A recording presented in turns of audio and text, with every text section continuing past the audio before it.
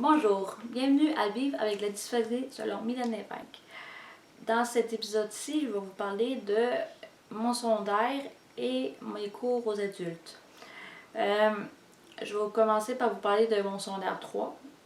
Je l'ai redoublé, encore, encore un redoublage. Si vous avez vu ma première épisode, vous avez vu que j'avais redoublé ma 5e année. Là, j'ai redoublé maths secondaire 3. Ça faisait la 2e fois. Ils ont décidé de me transférer à une grosse école, puis dans une classe spécialisée. Mais c'était des personnes avec des problèmes de comportement, puis qui m'influençaient énormément.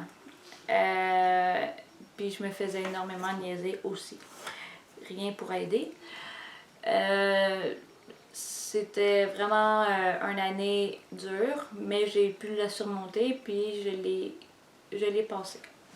En secondaire 4, j'ai rushé, mais c'était moins pire que mon secondaire 3. J'essayais de me concentrer sur mes cours, puis sur moi. Mais j'avais des amis qui m'aidaient.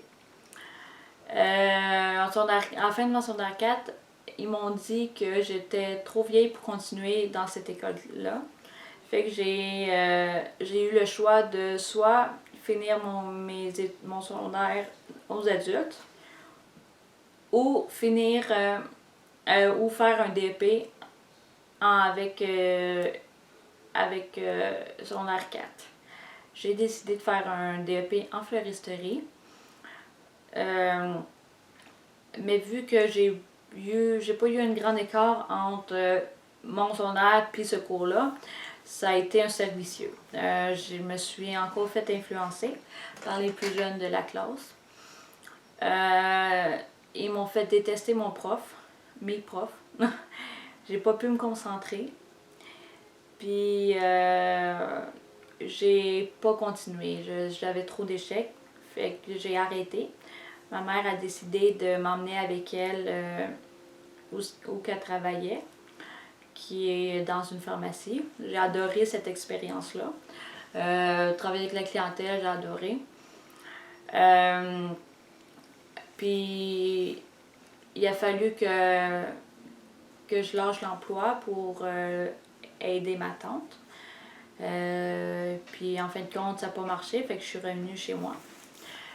Puis là, j'avais plus d'emploi, puis je savais pas quoi faire. Fait que j'ai décidé de continuer mon cours en fleuristerie. J'ai pu le réussir. Ça a été plus facile vu que j'avais déjà commencé, puis il me restait que la moitié. Fait que ça a été vraiment plus facile, puis je l'ai réussi. J'ai eu enfin une réussite. Ça a été ma première réussite, puis j'étais vraiment contente. En emploi, ça a été plus difficile. Je me suis rendu compte que je n'étais pas faite pour cet emploi-là. Que je n'étais pas assez créative pour les clients. J'étais pas assez vite. Ma mère a décidé de m'amener avec elle dans sa nouvelle carrière, qui est comptabilité. Je faisais des entrées de données.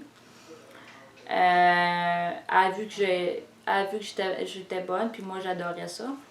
Fait qu'on a checké ensemble s'il y avait des cours en bureautique. J'ai vu que SDM CEMO faisait un cours. J'ai pris l'occasion, puis j'ai été acceptée. Ça a été la plus belle année de ma vie. J'ai rencontré du bon monde, puis j'ai travaillé énormément sur moi, puis sur le cours bien sûr. Puis j'ai fini mon cours, j'ai réussi avec succès mon cours, j'ai tout compris, puis c'était vraiment le métier fait pour moi. Après le cours, j'ai eu un emploi chez Goodfellow. J'ai travaillé deux étés de suite, puis j'ai tombé enceinte. Fait qu'il a fallu que je sois en maternité. Là, j'espère, quand je vais revenir au marché du travail, de pouvoir travailler dans un bureau, comme commis de bureau.